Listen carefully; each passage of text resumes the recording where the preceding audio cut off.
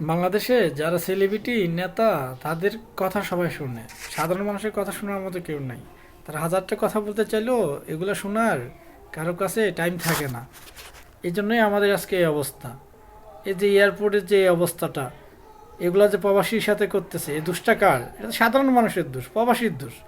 তারা যদি, যারা এয়ারপোর্টে চাকরি করে, যারা অনিয়মগুলো করতেছে, সবগুলার এয়ারপোর্ট থেকে টাইম না আইন না, এয়ারপোর্টের বাইরে আইনা যদি সবাই মিলা, জনগণ মিলা, প্রবাসী মিলা, সবগুলা মিলা জুতা দিয়ে ইচ্ছে মতো পিটাই, তাহলে এই শালারা সোজা হয়ে যাব। নাহলে হবে না তো।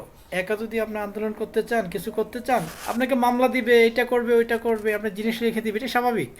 সবাই মিলে একসাথে যান, গিয়ে ওই শালাদেরকে ইচ্ছা মতো এয়ারপোর্ট থেকে বের করে আনেন, আনে ইচ্ছা মতো জুতা দিয়ে পিটান। এগুলো না করলে কাজ হবে না রে ভাই।